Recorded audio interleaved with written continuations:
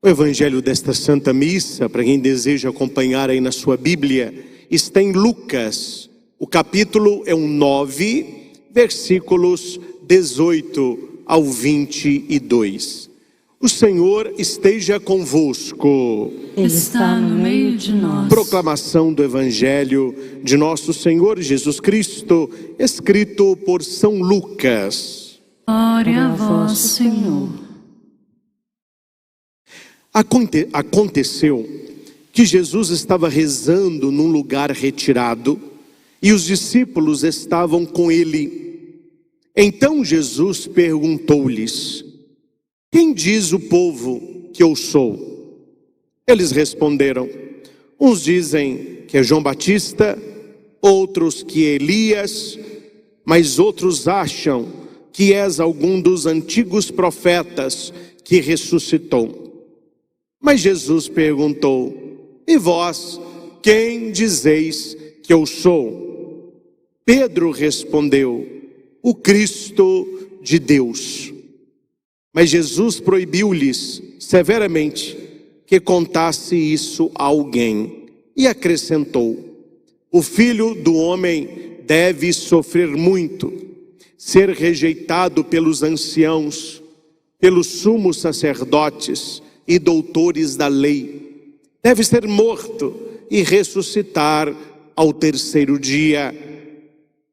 Palavra da salvação. Glória a vós, Senhor. Que o Santo Evangelho perdoe os nossos pecados e oriente a nossa vida. Aleluia,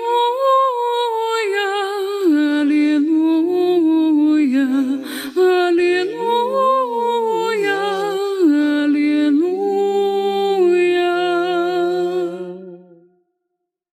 Queridos irmãos e irmãs, nós que somos cristãos estamos aqui porque queremos, porque fizemos uma opção por Jesus Cristo.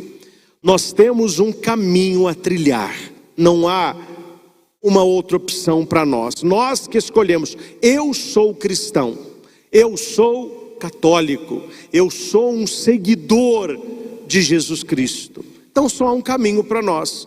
Qual este caminho? Conhecer Jesus Cristo na sua essência e não ficar na superficialidade, na periferia daquilo que significa as coisas distantes do centro da nossa fé, que é o próprio Cristo. Há uma frase que ressoa pelos séculos afora de São Jerônimo. São Jerônimo, ele traduziu a Bíblia do hebraico, do aramaico, algumas passagens em grego para o latim. E esta tradução de São Jerônimo ganhou o nome de Vulgata, porque vulgar, quer dizer, era para o povo. E o dia que São Jerônimo foi entregar essa tradução para o Papa da época, que era o Papa Dámaso, São Jerônimo disse essa pérola: quem desconhece a Escritura não conhece a Cristo. Meus irmãos, me entendam bem aqui a palavra obrigação. Não é uma obrigação daquilo que nos obriga, mas aquilo que nós queremos nos obrigar por coerência. Uma questão de coerência, para não sermos hipócritas. É inadmissível que alguém que frequente igreja, que se diga cristão e católico, saiba de Jesus a mesma coisa daqueles que aqui não vêm.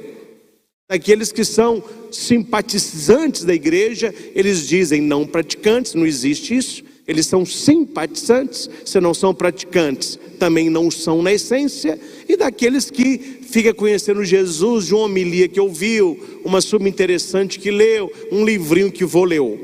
Nós que somos os seus seguidores e que celebramos a fé, nós precisamos ter em mente aquele versículo de São Pedro na sua carta: estai sempre prontos a dar as razões da vossa fé, a razão da vossa fé a todo aquele que vos pedir.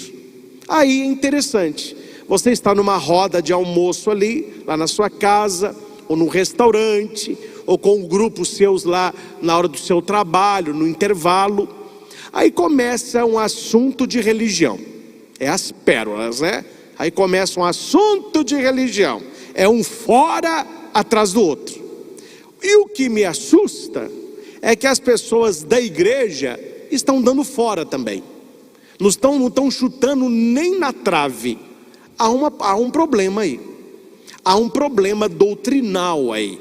Há um problema bíblico aí. Se a pessoa que não crê, se a pessoa não reza, se a pessoa está levando a vida igual o diabo gosta, é problema dela.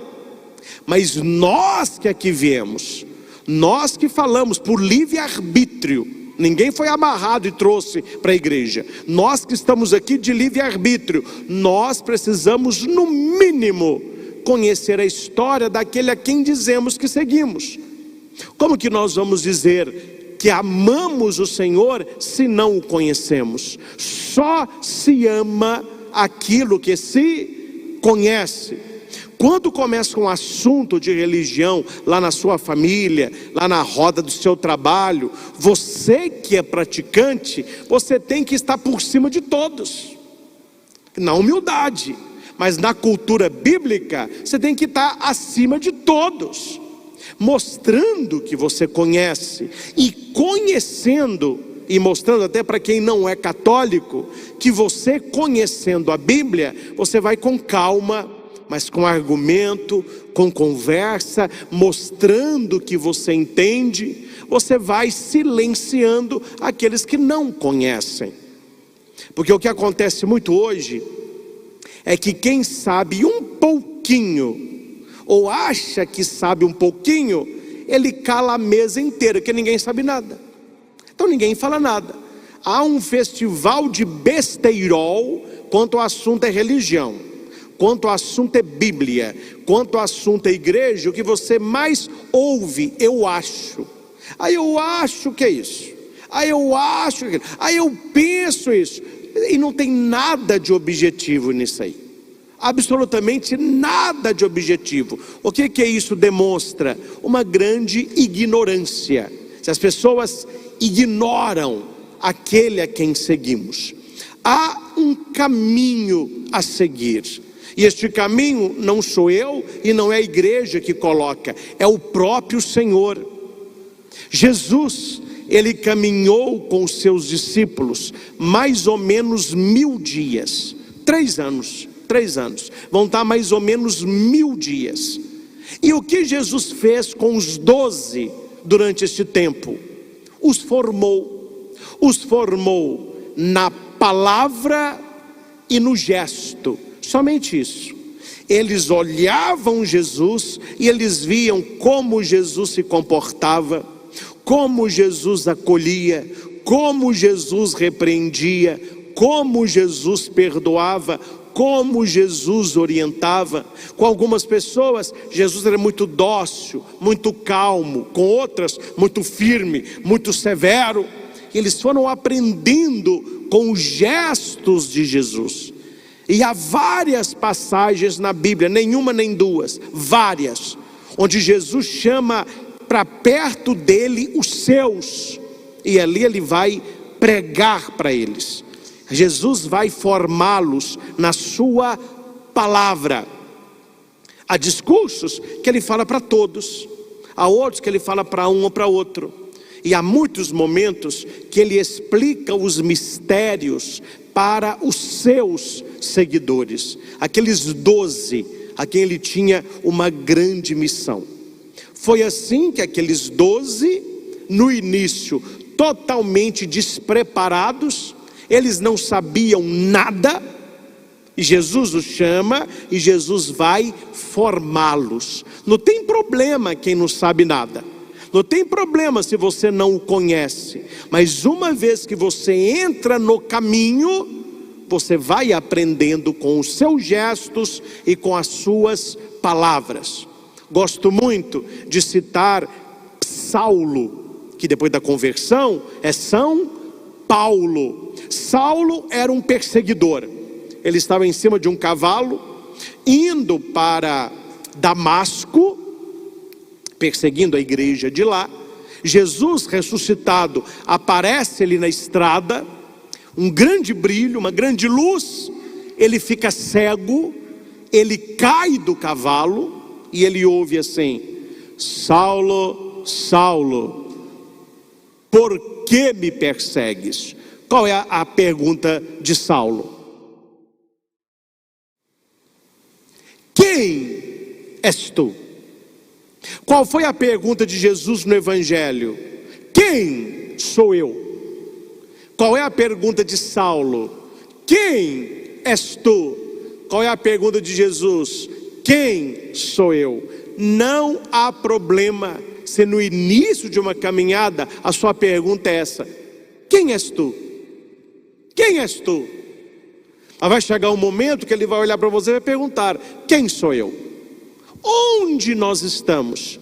No quem és tu ou no quem sou eu? E Jesus aqui, ele aperta o torniquete para eles e para nós, que quando Jesus pergunta quem era ele para os seus, ou seja, vocês que caminham comigo, vocês que já viram milagres, vocês que já ouviram as minhas pregações, vocês que comem comigo, vocês que já viram como eu tenho vivido, quem sou eu? Pedro responde: tu és o Cristo de Deus, o ungido de Deus, tu és o Messias. Olha aqui o versículo seguinte: Jesus proibiu-lhes severamente. Não é só não comenta não, não é para comentar, é uma ordem. Vocês estão entendendo? Sim, Senhor. Vocês estão entendendo que não é para contar para os outros quem eu sou? Sim, Senhor. Proibiu-lhes severamente que contassem isso para alguém. Por quê? A pergunta é: por quê? Aqui Lucas poderia ter dito assim: Jesus proibiu-lhes que contassem isso para alguém. Por que Lucas usa a palavra severamente? Alguém que é severo, alguém que é firme, alguém que é até agressivo. Por que Lucas coloca severamente? Porque Jesus, ele não quer seguidores papagaios. Ele quer seguidores incordes, seguidores do coração. Porque se eles contassem quem Jesus era, os outros saberiam a definição, mas eles não dariam a experiência. E Jesus, ele quer de mim e de você uma experiência, e atenção, que vai além da religiosidade, que entra no âmbito da espiritualidade. A religião, ela é a porta da espiritualidade. Só a religião é algo seco, enjoativo, repetitivo. Só a espiritualidade é algo solto, é algo sem nexo. Eu vou criando um Deus à minha imagem e semelhança. Então a religião, ela me leva à espiritualidade, e uma espiritualidade profunda, ela me leva a praticar com coerência a religião. Você já escutou pessoas falando: eu não vou muito à missa não, eu não gosto. É tudo a mesma coisa, a gente não entende nada, é um blá blá blá do início ao fim, eu não gosto muito de missa. Esta pessoa está vivendo qual âmbito? A religiosidade. Ela só entende o que ela vê, o rito. Ela não entra no mundo sobrenatural. Ela não está celebrando a missa. Ela não está nem participando da missa. Ela está assistindo o rito. Ela senta numa cadeira dessa aí, como tem gente que senta em cadeira de teatro. Ela fica assistindo. Aí o padre vai para um lado, o padre vai para o outro, e dá a benção, ele faz, e fica de pé e senta, e ajoelha, e glória. Mas não está celebrando nada. Ele está ali assistindo um rito e repetindo o que todo mundo faz. É o católico papagaio. Ele repete fazendo, ou ele repete falando. Esse é o primeiro nível. É um nível superficial. A pessoa não está vivendo aquilo, não é? Claro que a gente não vai ficar apontando o A ou B, mas o padre daqui de cima, ele vê muita coisa. Eu fico rezando para Deus perdoar os que vão à igreja, mas não celebram, né? Eles assistem. Eu já vi o padre com a hóstia erguida, consagrando o pão, consagrando o cálice, dando bênção do Santíssimo Sacramento. Tem gente mexendo em celular, tem gente cochichando, tem gente namorando. Ou seja, eles estão na igreja? Estão. Mas eles estão entendendo o que está acontecendo? De maneira nenhuma. Estão mais perdidos que caroço de azeitona em boca de banguela. Não sabem nada que está acontecendo. Por quê? Eu não estou condenando, eu estou mostrando o caminho. Porque eles receberam uma religião tradicional dos pais. Eles não têm experiência de igreja. Eles vão ali porque todo mundo vai, e eu tenho que ir também, e domingo é dia de missa, e vamos gente. Mas eles não estão celebrando.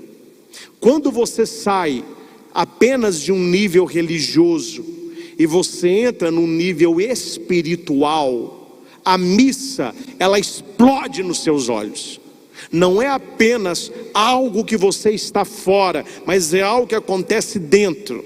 É algo para você, com você, em você, por Cristo.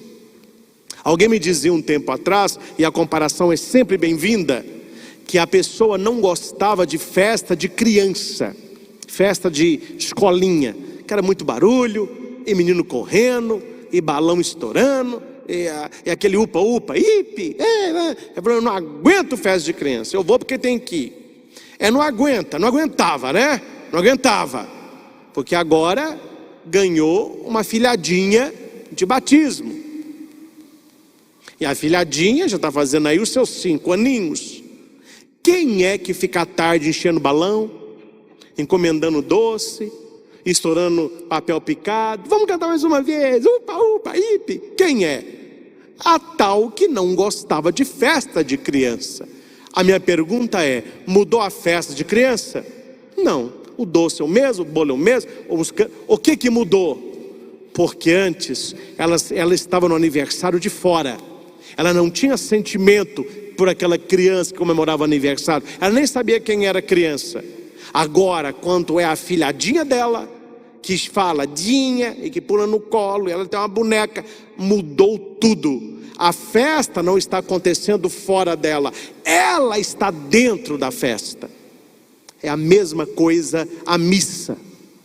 Quando você não conhece Jesus, você assiste à missa. Você está fora da celebração. Você está ali, mas o seu coração está longe. É alguma coisa que o padre está fazendo. Algumas pessoas auxiliam o padre a fazer, mas que não me toca. Outra coisa é quando você conhece o aniversariante. Outra coisa, quando você conhece aquele que se dá no pão eucarístico, que se dá na palavra. Quando você ama Jesus, aí você não assiste, você participa. É algo que me toca. Não é algo exterior a mim, é algo dentro de mim, porque eu posso responder, eu sei quem é Jesus Cristo, porque um dia eu mesmo perguntei para ele, quem és tu? Ele perguntou para mim, quem sou eu? Quando você participa da missa e você conhece a Cristo, você já sai de casa diferente. Hoje eu estou saindo aqui da minha casa porque eu vou encontrar com meu Senhor. Eu estou indo para um templo, para uma igreja. Eu vou participar de uma missa. É um momento sagrado. E não é sagrado da porta para dentro. É sagrado desde da hora que eu saio da minha casa. A procissão de entrada, agora na pandemia não estamos realizando, mas em breve vamos começar novamente, que entra a cruz, as tochas, os ministros, o padre. Não é um desfile no meio da igreja. Aquela procissão de entrada, ela é ao mesmo tempo de entrada e é ao mesmo tempo a procissão final. Como assim, padre? A procissão final, exatamente. Ela é de entrada, iniciando a missa. Ela é final, terminando a sua. Quando você sai da sua casa e você está vindo para a igreja, é a sua procissão. Você está indo se encontrar com Deus. Cada um faz a sua procissão. e o padre faz a procissão final, que é a final de cada um, finalizando a sua e começando a nossa. Aí mudou. Por isso aquela procissão, e geralmente na frente da procissão vai a cruz. Nós seguimos o caminho do crucificado. Porque dizer quem é Jesus não é repetir teoria, não é ler livro, não é decorar versículo. Aqui é experiência de coração. Tanto que Jesus vai perguntar: quem sou eu? Tu és o Cristo. E Jesus vai dizer: o Filho do Homem deve sofrer muito, vai ser rejeitado, vai ser morto e ressuscitará. Por que Jesus mudou de assunto? Não, ele não mudou de assunto. Ele não mudou de assunto. Porque a definição de quem ele é daquilo que ele é para nós, é daquilo que ele é em nós. O que me adianta saber que Jesus é o Salvador se ele não veio para me salvar? O que adianta eu saber que ele é o Emanuel se ele não é Deus para mim, é só para os outros? Raniero Cantalamessa, certa vez, falou uma frase que fora do contexto, ele foi questionado, mas ele está coberto de razão. Hoje ele é cardeal da Santa Sé. Raniero disse que aquele sangue que escorreu de Jesus lá no Calvário, se ele ficar no Calvário, ele não pode salvar ninguém. Aí eles perguntaram: como assim? Ele disse: o sangue de Jesus que escorreu no Calvário, ele precisa escorrer no nosso coração. Ele precisa codejar a nossa vida, como caiu no olho daquele centurião, e ele disse: realmente ele era o Filho de Deus. Lá embaixo na casa de Pilatos, esse centurião perguntou: quem é esse homem? Um louco, um possesso demônio, é um revolucionário, vai morrer. E o cara o leva com a cruz. Quando ele fura o coração e aquele sangue cai no olho do centurião, Longínios é o nome dele, em português deu Longuinho, que é Longuinho do pulinho, né? Que ele pula com a lança, na popularidade falou São Longuinho, mas é Longínios. Ele então grita: ele é o Filho de Deus. Do alto da cruz ele perguntou: quem sou eu? Se fosse antes, o cara responderia: não tem a mínima ideia, é mais um crucificado. Depois que ele teve a experiência, o sangue caiu nele, ele é o Filho de Deus. Meus irmãos, vocês estão me entendendo, sim ou não? Está difícil ou não? Está claro? Isso todo cristão deveria saber, todo católico deveria saber, para nós não ficarmos somente no o que o outro sabe, o que o outro sente. Padre, eu comi hoje uma lasanha que eu vou te contar, foi a melhor lasanha da minha vida. Eu falei: olha, você pode falar o tanto que você quiser, não vai fazer diferença alguma para mim, você tem que trazer um pedaço. Que quando você está falando, eu estou entendendo a sua experiência, amém? Eu estou entendendo o que ela fez em você. Quando eu comer, eu vou ter a experiência, aí ela fará em mim. Então não basta você ficar escutando Jesus, Jesus, não, você tem que ter a experiência. Por isso que o pão da palavra é para ser comido, o pão da Eucaristia é para ser comido. Quando você começa a celebração da Santa Missa, não é um teatro, não é algo que eu vou assistir, é algo que me toca. Não é a missa do padre, é a nossa celebração. E para de falar uma coisa errada, viu gente? Padre não celebra a missa, o padre preside a missa. Eu sou o presidente da celebração. Antes do concílio, o padre era o celebrante, porque a missa era em latim, o padre era de costa, ele celebrava a missa dele. Não existia concelebração, cada padre celebrava a sua missa. Aqui no Santuário Frei Galvão, se fosse antes do concílio, cada vão desse aí, teria um altarzinho menor. Porque se um padre celebrasse a missa no altar mor, outros poderiam celebrar a missa deles lá. Então ele era o celebrante. Hoje não se diz mais, e onde se diz, estão equivocados. Com o nosso canto de entrada, recebamos o celebrante. Primeiro que o canto de entrada não é para receber padre, né? Ninguém canta para receber padre. O canto de entrada é para abrir o mistério, é a celebração. E quando é um padre visitante e quer dizer o nome, pode-se dizer assim: com canto de entrada nós acolhemos a equipe que celebrará conosco, juntamente com o presidente da celebração, padre fulano de tal. Tá bom, não precisa falar mais nada, já falou o suficiente.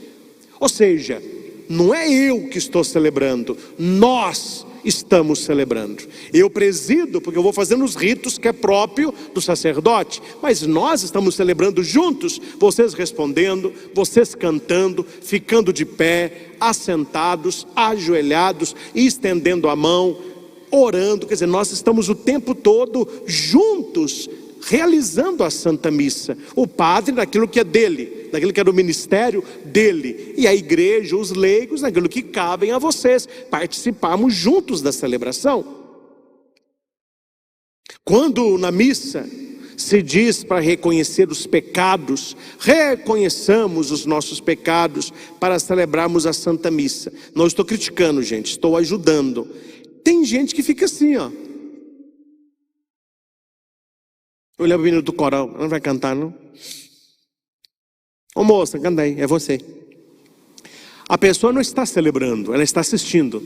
Tanto é quando o padre diz, reconheçamos os nossos pecados, é um momento de você olhar para dentro de si mesmo e reconhecer o que não é bom.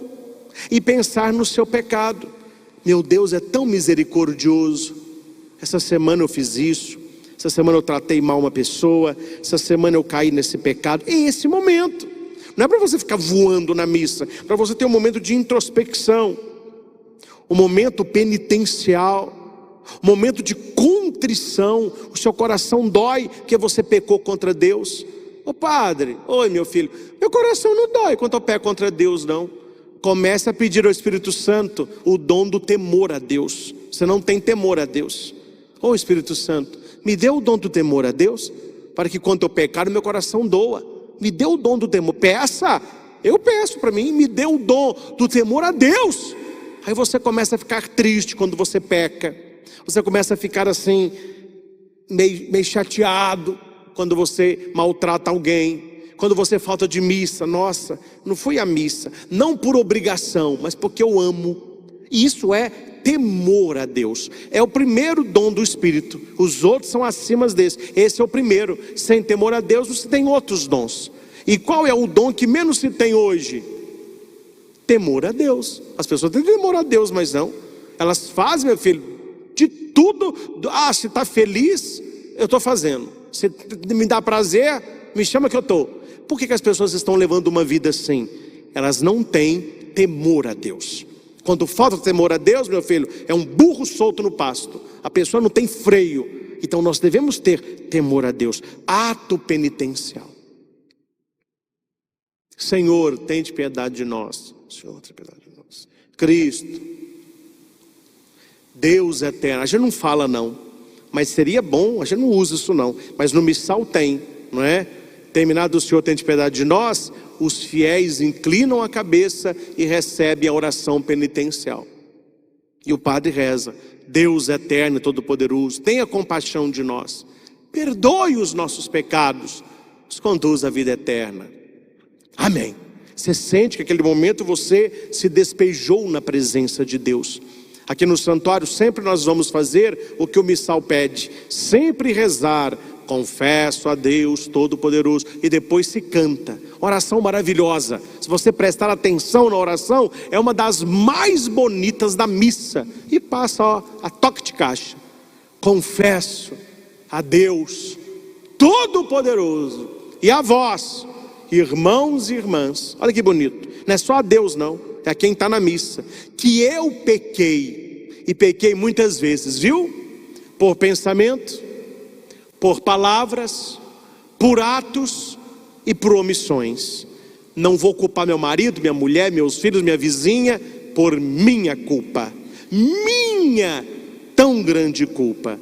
E peço, olha que bonito, a Virgem Maria. Você está pedindo ajuda a Nossa Senhora. Peço à Virgem Maria, aos anjos e santos que estão presentes na igreja, e a vós, irmãos e irmãs, que rogueis por mim a Deus nosso Senhor. Olha que bonito. Não é para vocês me julgarem, não é para vocês me apontarem, não é vocês para me criticarem, é para vocês rezarem por mim. Eu que pequei, eu que sou um pecador, roguem por mim. Oração maravilhosa. Este é o ato penitencial. Depois vem o glória, louvar a Deus. Aí você vai pensar coisas legais. O que aconteceu essa semana? Eu quero louvar. O meu aumento, meu cachorrinho, meu filho, minha casa.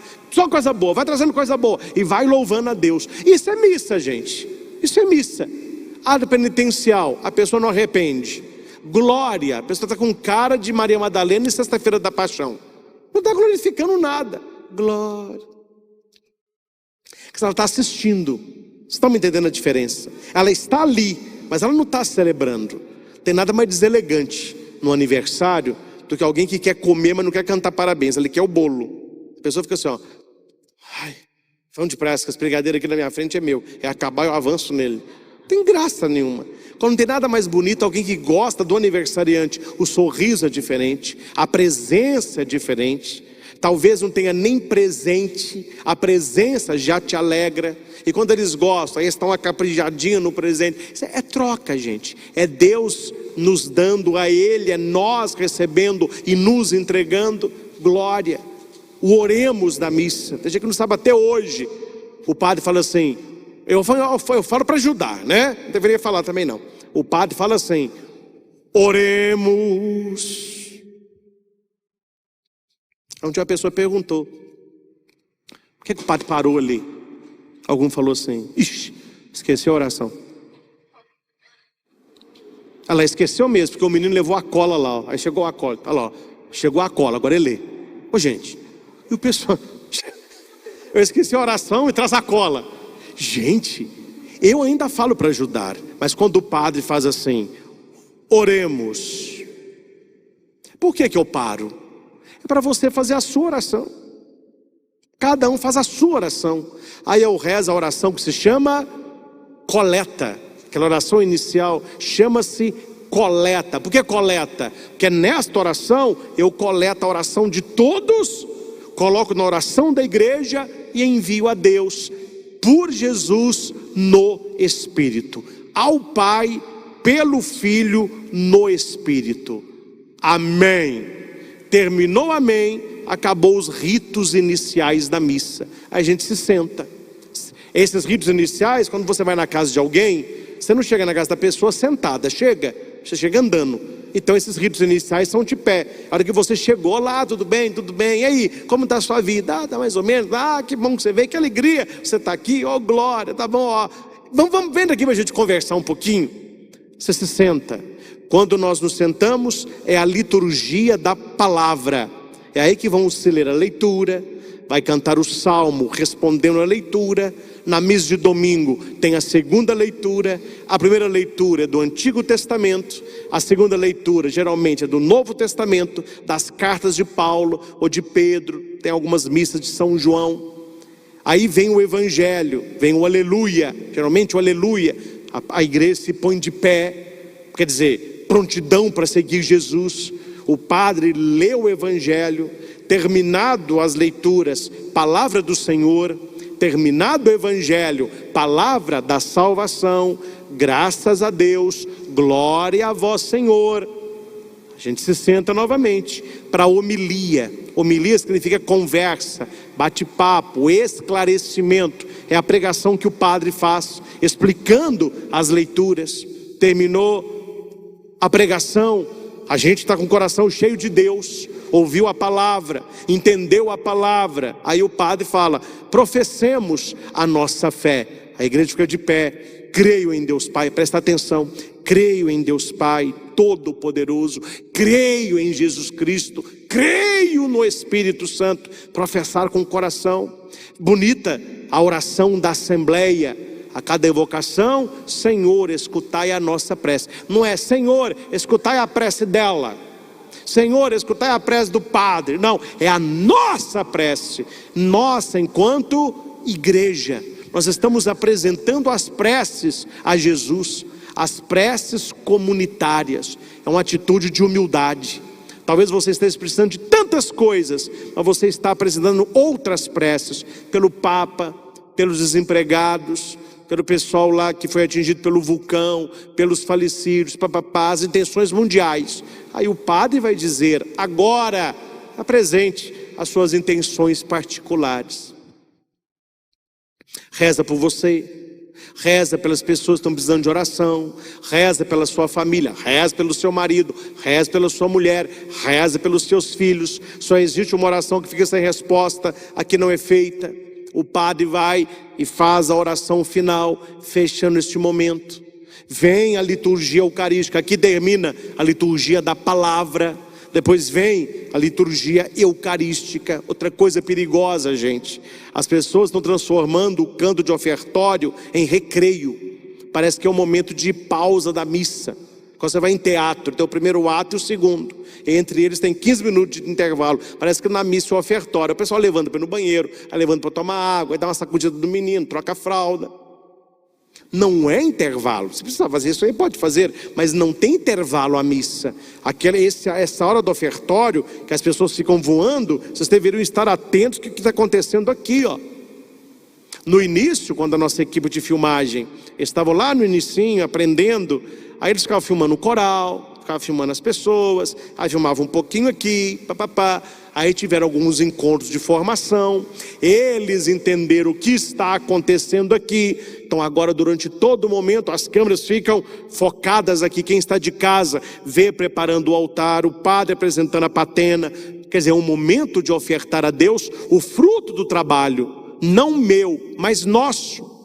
Porque você está aqui, você está aqui. Não sei se você já prestou atenção, quando o padre põe no cálice o vinho, ele está um pinguinho de água. Você já viu isso? Um dia alguém falou: é minha impressão, ou Padre Cristo, tem um pinguinho de água no vinho ali? Um falou assim: pingou mesmo. Por que será? Se vinho é forte, você pode dar uma raleada. Esse vinho do padre não é mole não, tem que dar uma raleada. E o pessoal: gente, que está uma raleada. Aquele momento ofertório, o cálice de Cristo simboliza ali naquele momento o sangue derramado, a morte, a dor. Quando o padre pinga aquela gota de água, essa gota de água é você. Cada pessoa que está celebrando aquela missa com o padre simboliza aquela gota de água. A água simboliza tristeza, o vinho simboliza alegria. Aí ele põe uma gota de água no vinho. Aí eu pergunto: quem consegue encontrar aquela gota mais? Uma vez que nós estamos em Cristo, nós somos novas criaturas. Quando o padre apresenta a patena é um pratinho de metal, e ele está rezando louvando a Deus pelo trigo, pelo pão. Vocês colocam as alegrias ali: corpo entregue, sangue derramado. O corpo foi entregue, o sangue não, o sangue foi derramado. Então na patena está a vida, no cálice está a dor. Então quando o padre levanta a patena, ele começa a rezar. Não é na consagração não, estou falando no ofertório. O coral está cantando, o padre está rezando. Você olha para a patena e diz: Senhor, quero colocar nessa patena o meu filho que passou no vestibular. Quero colocar minha casa própria. Quero colocar o carro que eu troquei. Quero colocar o meu exame que não deu nada. Quero colocar minha cirurgia que foi um sucesso. Quero colocar o aumento do meu... Coisa boa, você coloca na patena as suas vitórias. Quando o padre abaixa a patena e ele ergue o cálice, ali é sangue derramado, ali é dor. Aí você coloca na patena: quero colocar na patena o alcoolismo do meu marido. Quero colocar no cálice. Quero colocar no cálice o alcoolismo do meu marido. Quero colocar nesse cálice o câncer da minha tia. Quero colocar o desemprego. Quero colocar as dívidas da minha casa. Quero colocar minha depressão. Ou seja, o Espírito Santo virá sobre o pão e sobre o vinho. Ele transformará o pão em corpo e o vinho em sangue. E se você coloca ali a sua vida, ele vai transformar também a sua vida. Gente, olha para mim e responda: uma pessoa que sabe disso, uma pessoa que faz isso, ela vai assistir missa? Nunca! ela está hipnotizada no mistério. Aí alguém me pergunta: padre, eu leio a Bíblia, tem tanto milagre, por que não acontece milagre hoje em dia? Eu falei: meu filho, você não vai à missa não, pô? Toda missa eu vejo milagre. O maior milagre da minha vida, e ainda mais para mim que sou padre, é na hora da consagração. Vinde Espírito Santo, a fim de que essas ofertas se tornem o corpo e o sangue. Tomai todos e comei, meu corpo, tomai todos e bebei, meu sangue. Que milagre é maior do que esse? Que milagre é maior do que o que acontece no altar? Precisamos participar da missa, sim. Meus irmãos, se todo católico soubesse o que acontece na missa, não haveria igreja que coubesse o povo. Tinha que celebrar 7 missas no domingo, 10 missas, missa da família, uma atrás da outra, 6 missas. Porque o pessoal ainda está na religiosidade. Eles não descobriram a espiritualidade, o olhar com fé o que acontece aqui. E o padre vai dizer depois da consagração: eis o mistério da fé. Só vê quem tem fé. O que a gente responde? Anunciamos, Senhor, vossa morte, proclamamos a vossa. Vinde, Senhor Jesus. Morte ontem, ressurreição hoje, vinda amanhã, parousia, Jesus Cristo ontem, hoje e sempre o mesmo. Aonde? No altar da Eucaristia. Aí o padre faz uma série de orações depois da consagração, lindíssimas. O pessoal fica olhando, é o tamanho da igreja. É alto, né? Fique esperto que o pombo está te mirando aí. Na hora da missa, está mirando. Deixa eu sair daqui.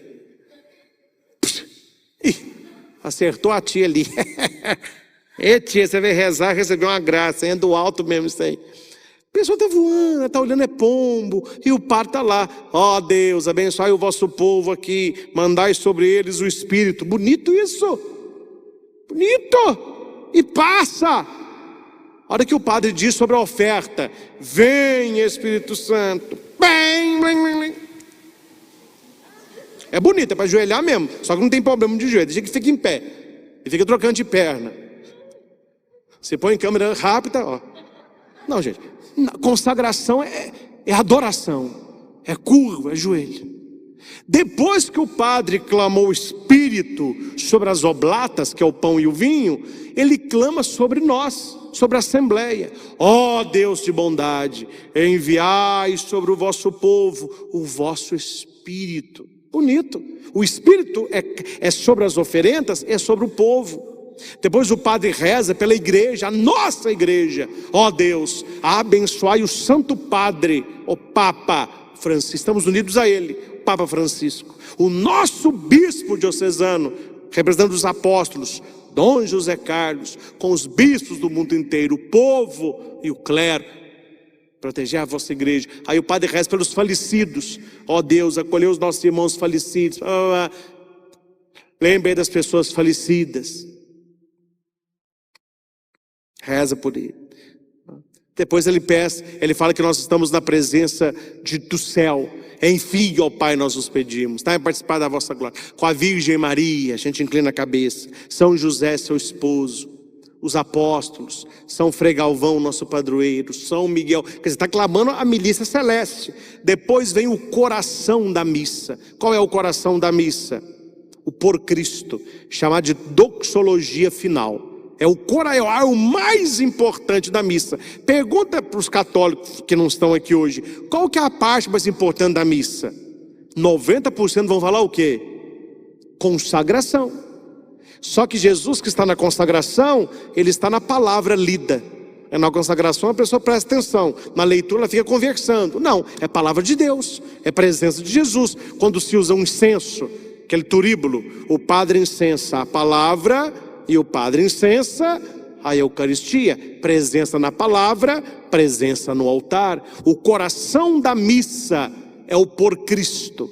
Por isso que é sempre bom cantar o amém. É nesse momento que os anjos glorificam ao Pai. Ali a vítima é enviada, que deu a palavra missat, do verbo mittere, do latim.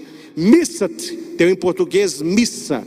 A palavra missa significa enviada. Enviada o quê? A vítima pura, que é Jesus, é enviada ao Pai para a salvação do mundo. Você está agora em Jerusalém há 2000 anos atrás, vendo Jesus na cruz.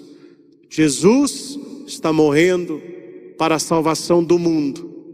2021, Santuário Frei Galvão, por Cristo, com Cristo, em Cristo. O Pai olha, Ele vê a mesma coisa no Calvário. Jesus salvando a humanidade. Olha o que é uma missa. Não há diferença nenhuma do que acontece no altar e o que aconteceu no Calvário. A única diferença é que na cruz foi um sacrifício cruento. No altar o sacrifício é incruento. O que é isso? Na cruz houve o derramamento do sangue. Na missa, o sangue não é derramado novamente. Acontece a transubstanciação no momento da consagração. Então, por Cristo é a parte mais importante da missa. Aí vem, com o por Cristo, acabou a liturgia eucarística. Finalizou a segunda parte da missa. Aí nós temos os ritos de comunhão, que é o Pai Nosso, rezando devagar, pensando nas palavras, não saltando pedaço. Não vou contar um dia não, mas eu celebrava a missa no lugar, eu ficava de olho uma pessoa assim, ó, a pessoa rezava: Pai nosso que estais no céu, e pior que tinha uma voz: santificado seja o vosso nome, e a nós o vosso reino, seja feito, vossa vontade, assim na terra como no céu. O pão nosso de cada dia nos dai hoje. Não nos deixei cair em tentação. Mas fala bem, filho, que tragédia que é essa aí? Não, padre, a parte do perdão eu não rezo não, porque é muito comprometedora. Falou, então agora você está selecionando a oração, self-service religioso, não é? Quer dizer, o Pai Nosso nos compromete. E na missa o Pai Nosso não tem amém. Todos os outros Pai Nossos têm amém. Está rezando o Pai Nosso do terço, mas livrai-nos do mal, amém. Rezou o Pai Nosso para dormir, mas livrai-nos do mal, amém. Rezou para nós para viajar, mas livrai-nos do mal, amém. A missa não tem amém. Por que não tem amém? Que o Pai Nosso não termina na missa com livrai-nos do mal. O padre continua o Pai Nosso: mas livrai-nos do mal, livrai-nos de todos os males, ó Pai. Dá-nos hoje a vossa paz, ajudados pela vossa misericórdia. Sejamos sempre livres, olha que oração bonita, dos pecados e protegidos de todos os perigos, enquanto vivendo aguardamos a vinda do Cristo Salvador. Aí acabou o Pai Nosso. Vosso é o reino, o poder e a glória para sempre. É o amém, a oração pela paz, Senhor Jesus Cristo. Aí você pensa, onde não tem paz na sua vida? Na minha vida não tem paz. Lá em casa o pau quebra, nossa senhora, lá não tem paz. Nossa senhora, no meu casamento não tem paz. Eu estou com depressão. Coloca a sua intenção e o padre vai rezando: Senhor Jesus Cristo, a paz esteja convosco. O amor de Cristo nos uniu, aqui e lá em casa, aqui e onde eu trabalho, aqui e na minha turma de faculdade, aqui com meu namorado, com a minha namorada. A paz nos uniu. Eu sou o instrumento de paz. Depois veio o Cordeiro de Deus. Se ele não é cantado, ele é rezado. E não é essa, Cordeiro de Deus, não, Cordeiro é Jesus, Cordeiro de Deus, que tirais o pecado do mundo. Tende piedade de nós. Não é no plural não, viu? O pessoal erra. Cordeiro de Deus, que tirais os pecados. Nunca foi o pecado do mundo. Tende piedade de nós, tende piedade de nós, dai-nos a paz. Aí o padre mostra Jesus, repete como João Batista: eis o Cordeiro de Deus. A gente recebe a comunhão. Olha que bonito, comunhão, eu e o Senhor. Entra na sua morada, entra no teu quarto e fecha a porta. Jesus está com você, mas reza mesmo. Comunhão. Ô padre, o que é o rezo quando eu comungo, hein? Uai, cada um reza aquilo que lhe é próprio, mas o que não pode faltar, alguma oração sobre o evangelho da missa, né? Que a comunhão ela tem a ver com a palavra. A palavra se fez carne e habitou entre nós. A carne se fez pão. o pão se fez corpo em comunhão. Então eu comungo também a palavra. Senhor, ouvi no Evangelho hoje o Senhor perguntando: quem sou eu? Eu quero te conhecer cada vez mais, Jesus. Eu quero te amar cada vez mais. Por essa comunhão que eu recebi, dá-me fome da tua presença, dá-me sede da tua palavra. Reza assim, não é? Uma oração mais espontânea. Claro, quem reza não tem problema, mas não é hora de Pai Nosso, Ave Maria, Salve Rainha. Não é hora dessas orações. É hora de você entrar em contato com Jesus. Ele em mim, você nele. Ele entra no seu coração, você entra no coração dele. É momento de alegria, é momento de choro, é momento de saudade, é momento de dor, é momento de cura. Uma comunhão só é capaz de te salvar. Vai ser Santa Teresinha de Lisieux. Terminando a sua comunhão, o padre diz: oremos, é o oremos final da missa. Ali ele está fechando tudo e vem a bênção final.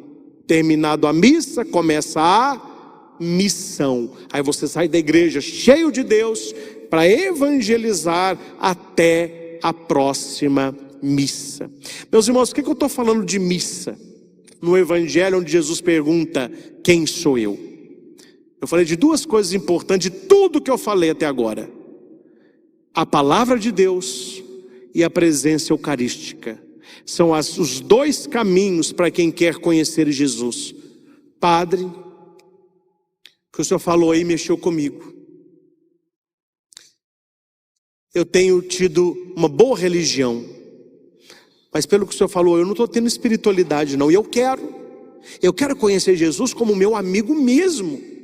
Eu não quero ter Jesus como um personagem. Eu quero tê-lo como uma pessoa que se relaciona comigo, que me abençoa, que me conduz.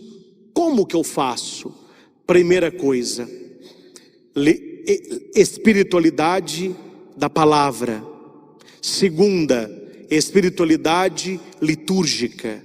Não falte da Santa Missa. Quando você for à missa, celebre a missa para valer. E leia a Bíblia todos os dias. Pelo menos o Evangelho do dia. É lendo a história de Jesus que você vai conhecê-lo. As pessoas perguntam: padre, como o senhor faz tantas homilias? O senhor não repete homilia? O senhor viaja para um lado, fala uma coisa lá, está no outro lado, está falando outra, está aqui, está falando outra. O senhor só para de falar porque o horário passa. Não, o senhor não para também não. Porque eu tenho prazer e alegria de estudar Bíblia. Meu carro dali que não me deixa mentir. Se quiser eu mando buscar lá. Chegou lá em casa 2 cachetão. Minha mãe falou assim: meu filho, você não para de comprar livro, você está parecendo uma traça. Minha mãe falou comigo hoje: parecendo uma traça. Eu falei: mãe, deixa eu mostrar para a senhora o que eu comprei. Consegui um dicionário bíblico de Israel e consegui um dicionário bíblico, o último que saiu agora, da Sociedade Bíblica Católica do Brasil. Uns calhamaços. Ontem, eu estava cansado de viagem, tomei banho 9h30, falei com a minha mãe: hoje eu vou deitar 10 horas. Só que eu resolvi abrir o dicionário. Aí eu já fui lá, Tribos de Israel. Falei: papai do céu.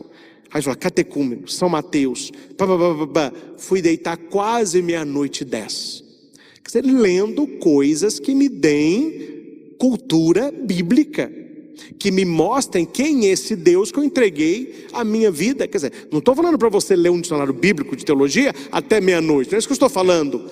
Mas estou falando para você pelo menos ler o Evangelho do dia, para você começar a ler aqui as promessas de Deus para sua vida, para você ler e tomar posse. Não sei quem participou aí conosco da noite de louvor na Evangelizar Segunda. Na hora do Santíssimo, o tema era a palavra que acalma. Eu falei com as pessoas: você que está em casa, pegue a sua Bíblia. Falei com as pessoas: pegue a sua Bíblia, abra a Bíblia, coloque a Bíblia no coração. Falei com as pessoas em casa. Agora feche os olhos e peça assim: meu Deus, pela tua palavra, consola meu coração. E rezei um pouquinho. Você tem que ver os testemunhos que chegaram, quando as pessoas colocaram a Bíblia na mesa e foram ler, aonde elas abriram a Bíblia. Pelo Espírito, ninguém marcou página. Elas abriram a Bíblia e rezaram. A hora que elas leram, é o que elas precisavam escutar. E elas foram consoladas pela palavra. Quem não conhece a palavra, não conhece a Jesus. E segundo caminho para conhecer a Jesus, participar da Santa Missa. Não é estar na igreja, é participar, celebrar a Santa Missa. Ô Padre, esses dois caminhos estão bons? Estão bons para começar o caminho. Depois vem a oração pessoal, a adoração ao Santíssimo, leitura de vida de santos, assistir filmes de santos. Oh, Padre, é só filme de santo? Ninguém está falando só filme de santos. Estou falando também filme de santos. Ter uma leitura espiritual. Ganhei um livro agora de Raniero Cantalamessa, maravilhoso. Um retiro que ele pregou para os padres de Roma. Estou devorando. Ganhei um agora do Cardeal Sará, Deus ou Nada. Maravilhoso, já tem uma lida. Já estou com um na fila. O Deus pós-moderno e o ateísmo prático, do Cardeal Sará. A gente tem que se alimentar de Deus. Não só de Deus, mas principalmente dele. Quando você sentir no seu coração a vontade, a necessidade, o Santo Terço. As pessoas não rezam mais terço. Eu tenho preguiça danada. Tem preguiça. A pessoa assiste filme de 3, 4 horas, tem preguiça. Um terço de 20 minutos, ela tem preguiça. Mas por que é bom rezar o terço? Por vários motivos. Leia porque é bom rezar o terço, que Nossa Senhora de Fátima disse. Mas eu rezo o terço por um motivo muito especial do Padre Christian. Estou falando que é por isso não. Para mim é por isso. Porque eu me vejo no terço. Eu tenho na minha vida momentos de gozo. Nos teus mistérios gozosos, gozo é alegria. Eu tenho os meus momentos de alegria, mas não é todo dia que é os mistérios gozosos. Tem dia que os mistérios são dolorosos. Eu que o diga. Aí eu me coloco lá. Jesus sofreu, por que eu não vou sofrer? Jesus passou dor, mas aí depois do doloroso vem os gloriosos. Eu também vou receber a glória, eu também vou receber a unção. E o Papa João Paulo nos deu de presente os mistérios luminosos, a luz na minha vida. Então eu me coloco no terço. Geralmente eu rezo na estrada, ou indo para o aeroporto, ou indo para a minha casa da minha mãe. Quando eu estou aqui, eu tenho uma imagem bonita na minha sala, Nossa Senhora de Fátima. Eu rezo ali o meu terço, e eu vou me alimentando de Deus, e eu vou conhecendo a Deus. Meus irmãos, tudo que eu disse essa noite foi para que você consiga, não repetir o que o Padre Christian disse, mas olhando para o seu coração, responda para Jesus: quem sou eu para você? Talvez você que veio a esta missa, não fica triste não. Você está lá no Saulo. Quem és tu? Não tem problema. Começa o caminho. Começa a busca. Começa a entrega. Você começa a andar, depois ele começa a te carregar. É uma criança. A criança vai andando um pouquinho, depois na hora que você assusta, ela já está no colo do pai, da mãe. Deus é assim. Você começa a rezar, depois ele carrega você. Aí ele vai orar em você. Nada é mais importante, meus irmãos. Nada é mais importante do que conhecer Jesus Cristo. Porque a nossa vida é um sopro. A Bíblia diz que a nossa vida é igual um raminho. De manhã ele está verde, à tarde ele murcha e à noite ele seca. Por mais que nós vivamos, pelo menos eu penso, nós vivemos pouco. Por mais que nós vivemos pouco. A idade vai chegando, você já começa a ver que você não está vendo como antes. Você anda a correr à vontade, você está correndo um pouco menos, está ficando mais cansado. Antes você comia tudo que você queria, você tinha uma barriguinha chapada. Hoje você só olha o brigadeiro, você ganha 1,5 kg, você não está entendendo o que está acontecendo. É o nosso corpo que vai falando o quê? Você já não é mais um adolescente, você já não é mais um jovenzinho. Começa a aparecer uns cabelos grisalhos. As coisas vão, os sinais vão aparecer. Ou seja, prepara a tua alma, porque a vida está passando. Ontem você era um neném, hoje você já é um adolescente. Amanhã você é jovem, depois de amanhã já é adulto. Daqui a pouco, quando você assustar, você está uns 50, 60, 70. E aí? O que você fez da sua vida? Não importa os cabelos brancos que nós temos, mas a sabedoria que acumulamos. Não importa o sapato que calçamos, mas os caminhos por quais andamos. Não importa quanto nós temos no banco, mas quem nós conseguimos colocar no coração durante a vida e no coração de quem eu consegui estar. Isso é sabedoria, isto é vivência de fé. Então, meus irmãos, que esta Santa Missa possa despertar no nosso coração este amor generoso a Jesus. E é isso que o mundo quer roubar.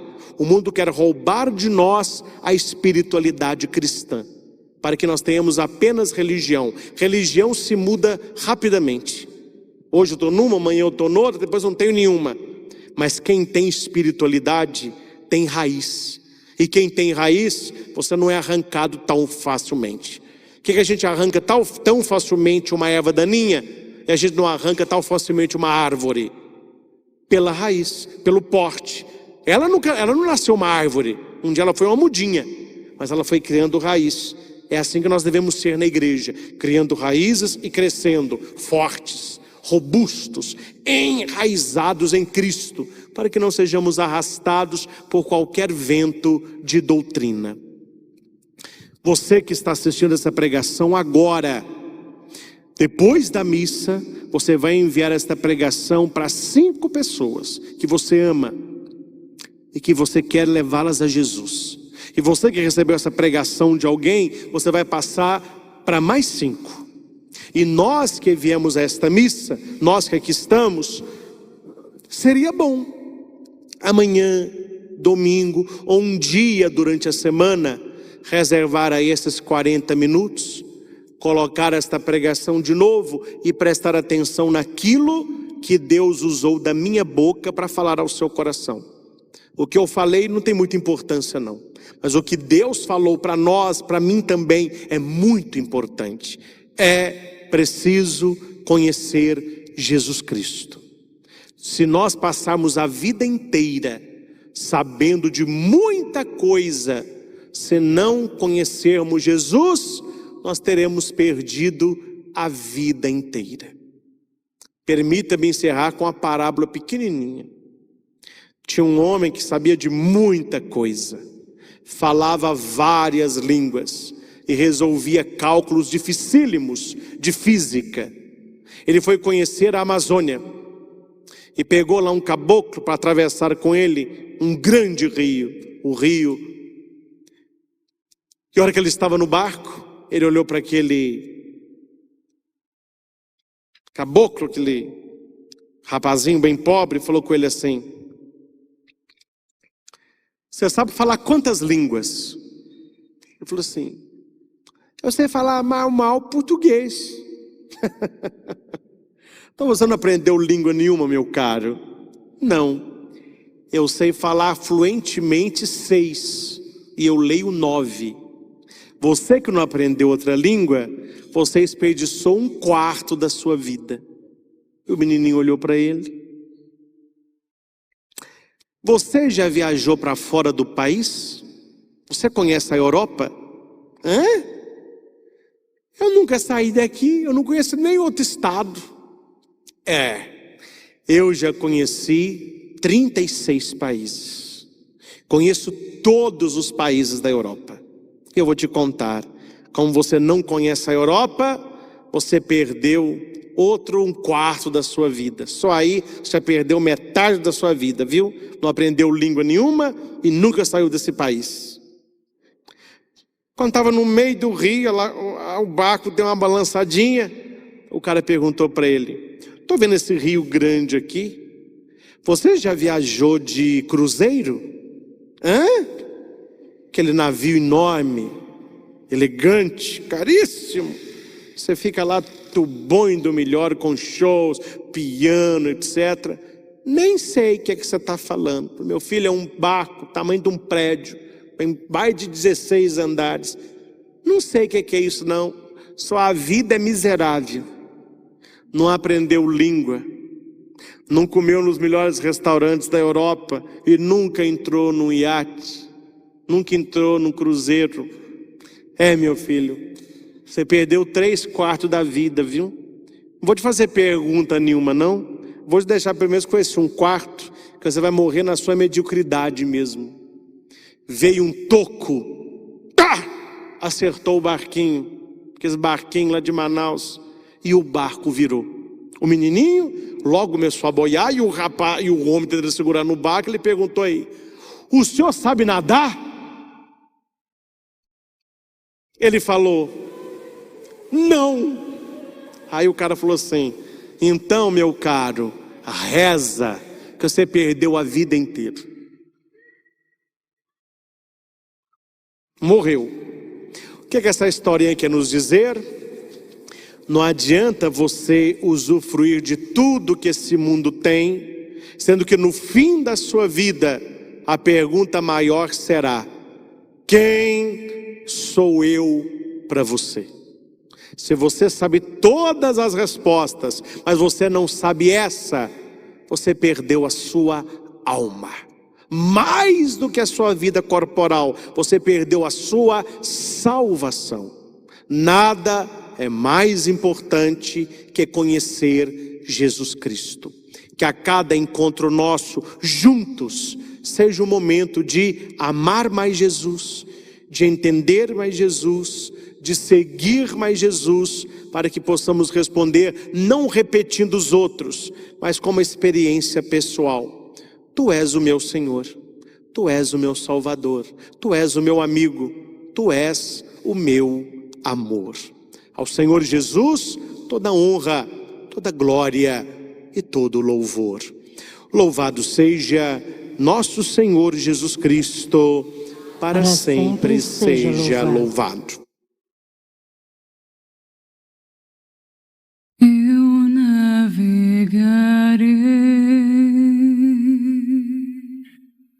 no oceano do Espírito, e ali adorarei ao Deus do meu amor. Eu navegarei no oceano do Espírito, e ali adorarei ao Deus do meu amor. Espírito, Espírito, que desce como fogo, vem como em Pentecostes, enche-me de novo. Espírito, Espírito, que desce como fogo, vem como em Pentecostes, enche-me de novo. Graças e louvores se deem a cada momento ao Santíssimo e Diviníssimo Sacramento. Graças e louvores se deem a cada momento ao Santíssimo e Diviníssimo Sacramento. Graças e louvores se deem a cada momento ao Santíssimo e Diviníssimo Sacramento. Jesus, manso e humilde de coração, fazei o nosso coração semelhante ao vosso. Glória ao Pai, ao Filho e ao Espírito Santo. Como era no princípio, agora e sempre. Amém. Nós que aqui estamos, é claro, mas você que está conosco aí da sua casa, Jesus está entrando aí na sua residência, através da TV, através da tela do seu computador, através do seu celular. É Jesus vivo e ressuscitado, presente no Santíssimo Sacramento do altar.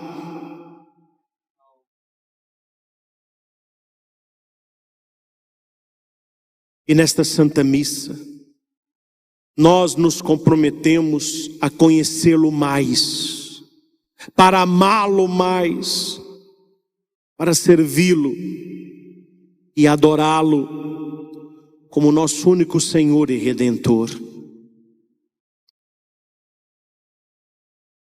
Obrigado, Jesus, porque a Tua presença nos toca, a Tua presença nos liberta, a Tua presença nos faz pessoas melhores.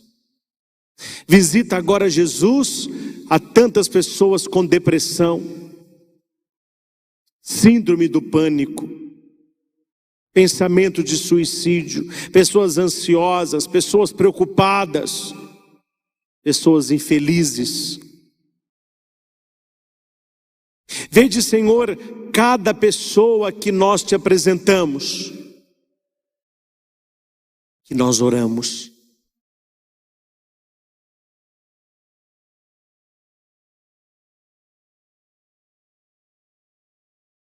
Receba a paz no seu coração.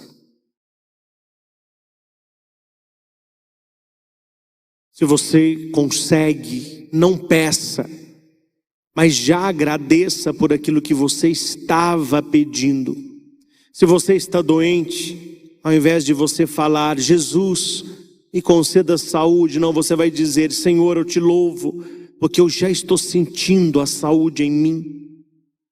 Você que está desempregado, Senhor, eu te louvo, porque portas se abrirão diante de mim. Eu vou trabalhar, eu vou vencer. Profetiza milagre na tua vida, profetiza vitória. Senhor, dá-nos sede da tua palavra, dá-nos fome da tua presença, para que não desistamos de buscar-te em primeiro lugar. Nada nesta vida é mais importante do que conhecê-lo, Jesus. Que o teu Espírito nos dê sabedoria e entendimento para entrar no teu coração. Obrigado, Jesus, pela palavra desta Santa Missa, pela pregação partilhada, para que possamos acordar.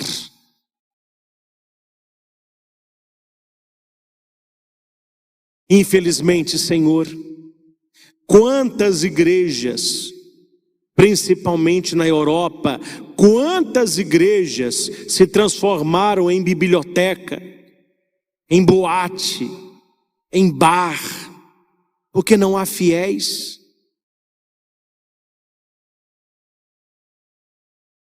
Quantas igrejas foram jogadas no chão, foram destruídas, quantas cruzes foram derrubadas. Nós somos privilegiados, Senhor, porque temos missa, porque temos a Tua presença, porque podemos publicamente professar a nossa fé, somos cristãos, somos católicos, mas precisamos conhecê-lo cada vez mais e precisamos nos unir para que também não sejamos perseguidos e destruídos, para que as nossas igrejas continuem sendo templos sagrados, lugares de encontro contigo.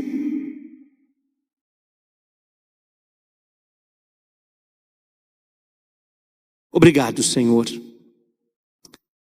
pela bênção derramada,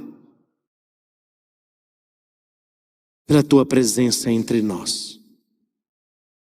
Nós os louvamos, exaltamos e bendizemos. Vamos apresentar para Jesus o que nós queremos que seja abençoado neste momento. Eu já levanto o meu copo de água, você pode levantar o seu, a sua garrafinha. Você aí na sua casa, você pode apresentar peças de roupa, remédios, exames, chaves, alianças, fotos de família, pedidos de exame, radiografias. Tudo nós colocamos na presença do bom e belo Jesus. Deus eterno e todo-poderoso, dignai-vos abençoar os nossos pertences. De maneira especial, abençoa esta água, Senhor. A tua palavra nos diz que Jesus, nas bodas de Caná, transformou água em vinho, mostrando o seu poder e sua glória. Batizado nas águas do Jordão, sobre ele veio o Espírito. Do alto da cruz, do seu coração aberto pela lança, fez jorrar sangue e água.